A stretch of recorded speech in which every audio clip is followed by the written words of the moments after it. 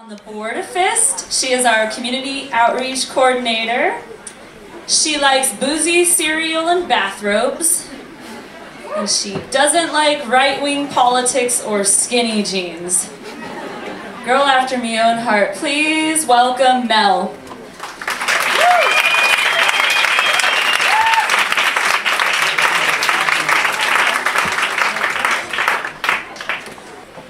I stare out at the sea, the blank expressions of my freshman students staring back at me. I'm internally asking the question that every teacher and every professor ask themselves since the first recorded lecture in history was ever given, and pretty much ever since then. How the fuck did they not know the answer to this? As if on cue, one of my students chimes out at me. Remember, Miss Blue, you're in Indiana now. This prompts the second question that I often internally ask myself, pretty much on a weekly basis throughout that time. How the fuck did I wind up in Terre Haute, Indiana? The short answer to that question, and the one I had to give pretty much on a weekly basis, was, I followed my boyfriend while he did his PhD. We've all been there, right? At least some of us have all been there. It was 2005, and I had just recently gotten my undergraduate degree. That wouldn't seem like a big accomplishment unless you knew that I had started it in 1997. A tumor-like mass under my brain had derailed a lot of my academic and post-college plans. Although I was fortunate enough to receive a graduate-level education as an undergrad, thanks in part to an incredible junior faculty at the time at the English department at the U of A, my undergraduate years were marred with in and out of the hospital, a grab bag of weird seizures, neuromuscular symptoms, blindness, paralysis, and a sea of issues. There were medical withdrawals and a host of incompletes. By the time all of the red tape was cut through, it was 2005. But I was eventually able to join John, where him and I both reluctantly accepted the offer at his second choice school, Indiana State University, in what we adoringly dubbed Terrible Hole, Indiana. ISU was actually just as surprised as I was applying. So much so, they actually called me personally to offer me the TA position just to make sure I was applying to the right school. I kid you not. They're just like, we've actually never had anybody from the University of Arizona apply here. We want to make sure that you didn't mean to apply to IU. It happens sometimes. No, it's you.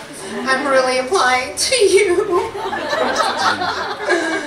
This was not to be the last of the misunderstandings between myself and the English department at ISU.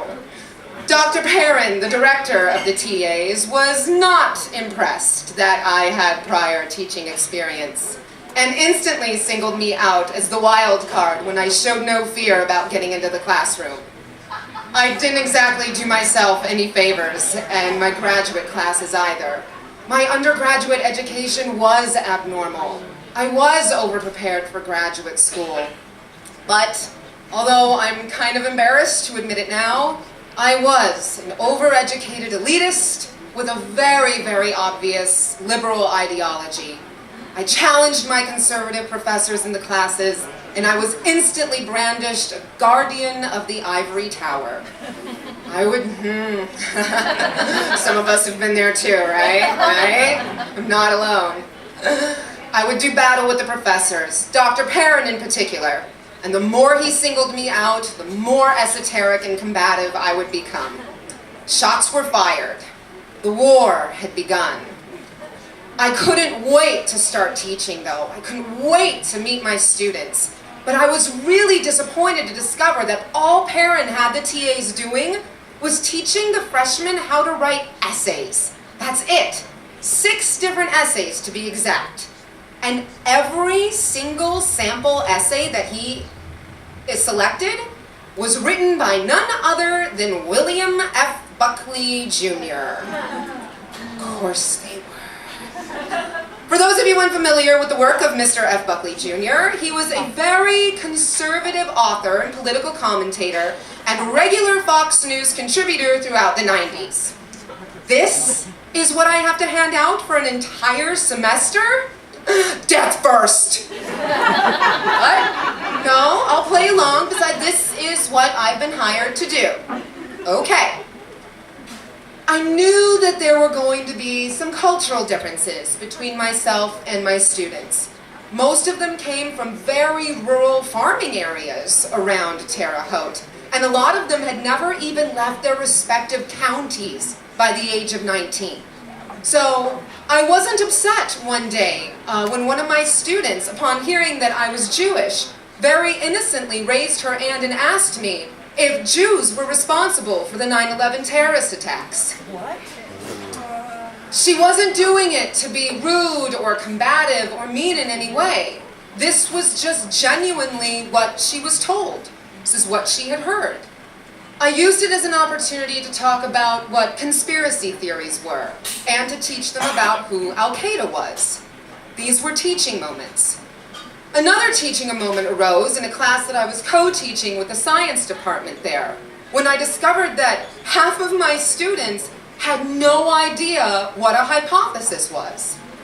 I dug a little deeper, and it's because half of them never took biology in high school. Why?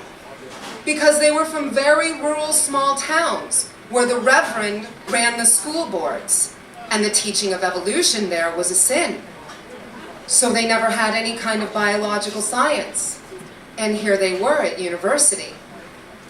Teaching moments.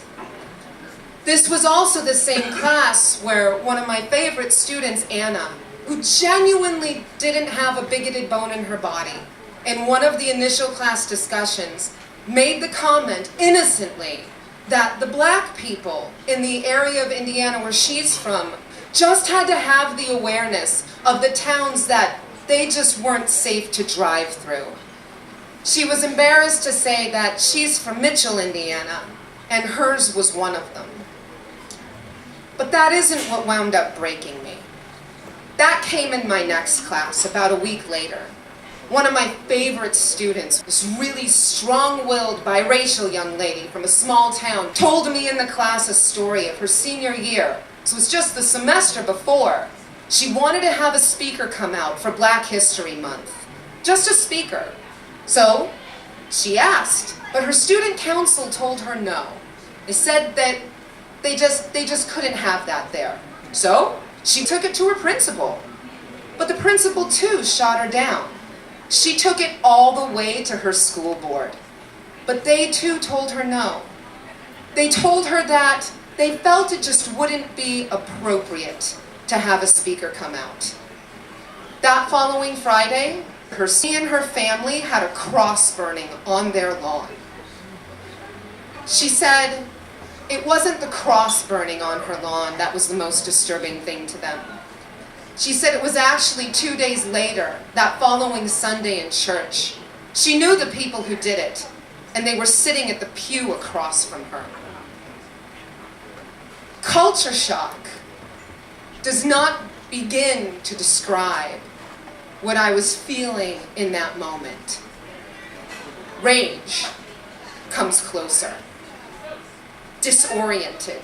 I felt displaced. I felt like I was in a time warp. I mean, I knew that racism was alive and well, but I didn't think that things like this still existed.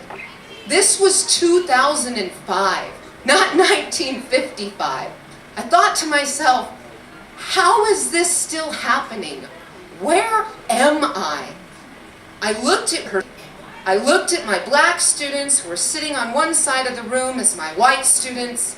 I looked down at the William F. Buckley essays that I was to hand out and keep handing out the whole semester, and something primal in me just snapped.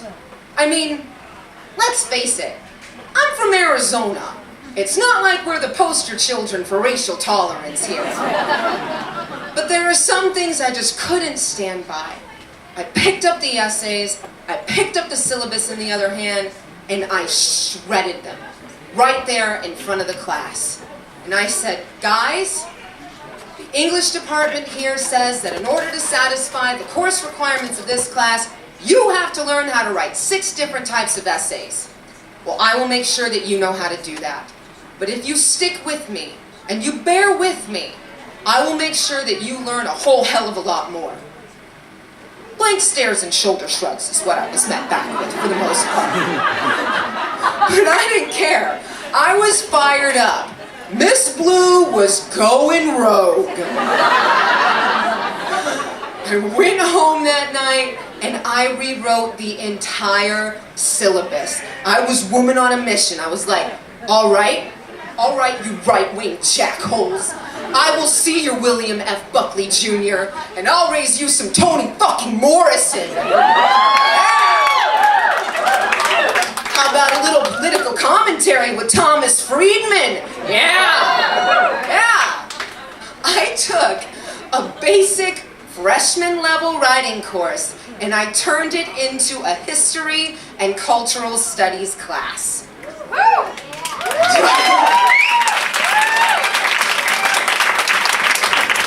I love this audience. I came back and I also made it a project group discussion based course. I mixed the students up and I'm like, guys, I'm gonna sort you into groups, and I did this completely at random. I drew names out of a hat. Jamia, Darniqua, Casey, Kristen, go. Mr. Washington, Tyrell, Cody, Ryan. Just drew names out of a hat here, guys. I don't know what I was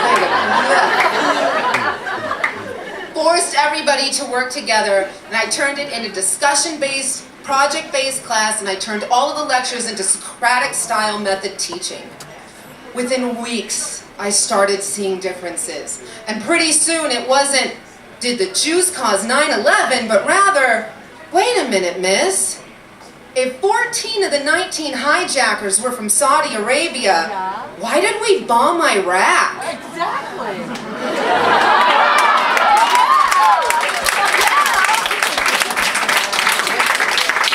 Excellent question, Mr. Jackson. Perhaps that's something you can bring up in your discussion groups. I look forward to hearing what you guys have to say. The students started noticing differences too. I was getting reports back that they never thought that they were going to be able to have the types of discussions that they were having with each other. And some of them were even taking the topics home and starting to initiate those discussions with their families. It was working. What wasn't working was me living in Indiana. I wasn't well enough recovered from the surgery to be trying to do graduate school, and I had no idea at the time, but the cold was really exacerbating all of the neuromuscular symptoms. I had no idea what cold does to a nervous system, having grown up in Arizona. No clue. The seizures were starting to come back. I was blacking out in my classes, even the classes I was teaching, but I was able to cover it up. All of it was starting to come back again. But my hands were taking the biggest hit. Standing in John's lab one day, I heard his colleagues shout out, "What the hell?" My hands had turned purple and swollen up 3 times their size. I began flying back to Tucson to do physical therapy at the clinic that had kept me going after the surgery. Johnny, the straight-shooting New York pull-no-punches manager of the clinic, told me that cold was anathema to me, and I really needed to reconsider where I was living. The trips to Tucson were quick fixes, and I was able to get by, and I kept flying back and forth, but 2 weeks out in the cold, and the symptoms would return. I was starting to lose a lot of function in my arms and my hands. Still, trying desperately to finish out the year, I returned for the spring semester. This time, the wheels had completely come off the going rogue train. My evaluations were so high the first semester, I was told that there wasn't going to be any supervision at all. Well, shit. I couldn't tell you what the prescribed syllabus was because I didn't even fucking look at it. This This time, I incorporated current events and I did speech and debate so I could teach rhetoric. I was really excited at the debates. So were the students. I actually let them choose their own topics, and I was really looking forward to the gay marriage debate. I let the for side go first. I was rooting for them. But man, they were underprepared, committed to their stance, but they were no match for the against side, who was so much more rehearsed. Emily, committed on the for side, just got it handed to her. The against side just gave it to her, even when they made the claims that gays should not be allowed to adopt or raise children. I could see the tears well up in her eyes. I knew at the end I had to say something, even though I remained neutral throughout the entire debate. At the end, I just said, "All right, guys, good job, everybody. But to those of you on the against, I have to say, personally, I disagree with just about everything you said here today. I have 2 mommies, and I was raised in the LGBTQ community." I could see their eyes so wide. Jaws hit the floor. I could just see the F's run across their face. Whole class just went silent. But I went on. I said, "So while I completely disagree with every fiber of my being the claims that you made today, you were better rehearsed, better prepared, and you actually went above and beyond and satisfied the requirements of this assignment far better than your opposition. Therefore, I have no choice but to declare you the winners of this debate. You did good work in that respect. Congratulations. And I hope that this is a lesson to you, that in the future, when you are faced with something like this, that you can put your personal feelings aside and be able to do what's right." You could hear a pin drop in the room. Everybody was just in shock. I remember that day very well. It was the last day I was able to write on the board. My hands had deteriorated so much, I couldn't even pick up the chalk and apply enough pressure to make a mark. I had no idea what a Midwestern winter was. Returning in January, I thought it would be over in a month. I just didn't know. A few weeks later, in the writing lab, as I was editing a doctoral dissertation, I actually watched as words rose up off the page, flipped over, and reversed themselves. I intermittently was no longer able to read. I knew then that I had pretty much passed the point of no return. I had already dropped one of my other courses, and I knew that finishing out the semester at that point looked pretty grim. Leaving my own classes was one thing, but I couldn't leave the classes that I was teaching. I had gone rogue. I was going off book. I wasn't following a set curriculum. There was nobody who was going to be able to come in and teach them out. I had asked a trusted advisor in the English department what the options would be for my students. None of them were good. None of the other TAs could come in and take over.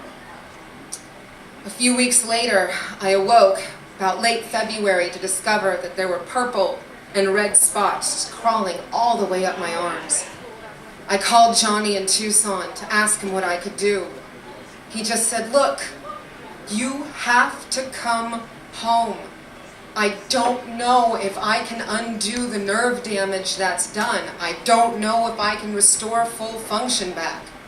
I said, "Johnny, it's only 2.5, 3 more months. Can 3 more months make that much of a difference? If I leave now, I leave a lot of kids royally screwed." He said, "Look, you're risking permanent damage at this point. You stay, I don't know if I can bring your hands back. You have a choice to make now. You stay, you might not bring full function. You call me Monday, you decide what you're gonna do once and for all." I hung up the phone, and there it was. The Crossroads laid out before me. My hands versus the fate of 42 students. because I knew that the faculty and the department head punishing me was not going to be accommodating to them. They were not going to let somebody come in and teach them out. They were going to make them take incompletes, and there was no way that they were going to allow them to finish out the semester. They were going to have to repeat the class. 42 people. Most of them first-generation college students. A lot of them already struggling to adapt to campus life and make it their freshman year. Would this be the thing that pushed them over the edge? 41 financial aid packages, 1 athletic scholarship, and unknown consequences that would do to all of them. I didn't leave the house that weekend. I thought, how did I even get here? I mean, was going rogue the right thing to do? I don't know. I don't know if this is a situation that can even be framed in terms of right and wrong. I mean, did I have the teaching background and all the curriculum design background to be doing what I was doing? Yes. Was it working? Yes. But did, unbeknownst to them, I turned 42 students into pawns in a personal war that I was waging with the faculty. And because of that war, were there going to be some pretty severe consequences to them? Yes. And isn't this everything that liberals get accused of doing? Here I was walking into a very conservative area, my jaw agape on a weekly basis at the knowledge deficits, at the racism, and was I doing something good, addressing those as an educationally conscious fashion? Maybe, sure. But wasn't this also about my ego? Yes. Wasn't this also about my sanctimonious, holier-than-thou attitude? And because of that attitude, the trajectory of 42 students and their academic careers are now in jeopardy. Yes. Because I had to be the one to save them from their myopic worldview. I knew this podunk backwoods school. They were never going to get exposed to these types of concepts and ideas. I had to be the one, and I knew better than anybody else. The reality was, none of those things were true. But that's the rhetoric we tell ourselves in wartime. But this was the rest of my life. I called Johnny Monday, and I remember our conversation vividly. Johnny, I said, get your team together. I'm coming home at the end of May. He said, do you understand what you're risking here? And I said, yeah. But this wasn't their war, and I have to see this through. And you better be as good as you say you are. For the rest of that semester, I took the incompletes in my own classes instead. And I got very creative in my lesson planning, no longer being able to write on the board. But despite that, I was able to finish out the semester. And even though I never did finish my own coursework, 42 students were able to collect their grades and register for classes next year. Car was packed, and I was on my way back to Tucson before those grades were ever submitted. I returned home and began treatment immediately, and it was brutal and intense. There comes a point when the pain is so excruciating that it becomes a part of you, and you almost forget it's there. Almost. But Johnny and his team lived up to their reputation. The miracle workers did right by me, and they were able to restore most of the function back. They never did come back 100%. But seeing as how I was never going to be an Olympic archer, I'm just fine with the 85. I'll take the B. And if anybody ever needs creative solutions to how to open jars, I pretty much know them all. I still keep up with a few of my students from ISU on Facebook. There are 3 of them in particular, and they're really awesome. They just grew up to be these phenomenal young women. I can take no credit for this whatsoever, but if I could have been an influence on them in any way, I would go to my grave happy because they're really phenomenal.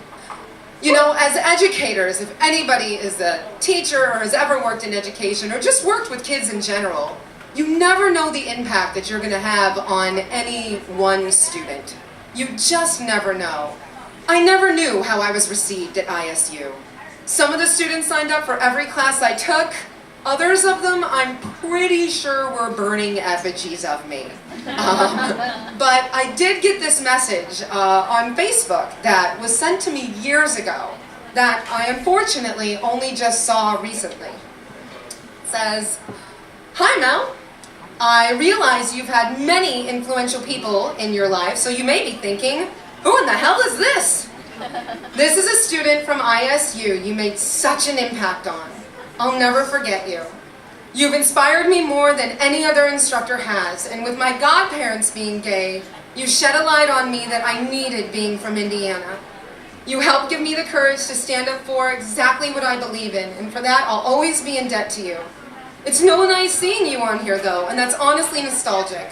Those memories are some of the best I've had in my education, and I have you to thank for such a tremendous part of that. You're a beautiful soul, and you truly are an inspiration in so many ways. I cried after Jeremiah, the student debating me on gay marriage, had given me a run for my money in the debate. I couldn't possibly verbalize just how strongly I felt, but you were right there supporting us, including him, and that's a true testament to your character. You told the classes about your 2 mommies, and you regained my faith in humanity within an instant in the conservative little town of Terre Haute. Thank you again." Okay, she's one of the 3, and I suppose I can take a little bit of credit for her. Was it the right thing to do? I still don't know. Was it worth it? Even knowing what I know now, all of the pain, and all of the confusion, and all of the turmoil, if I were to be put back there, would I make the same decision? Would I do the same thing? Hell yes.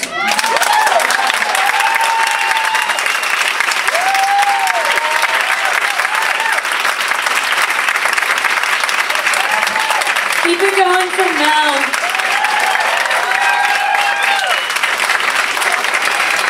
Thank you guys. You can also give it up one more time for our interpreters.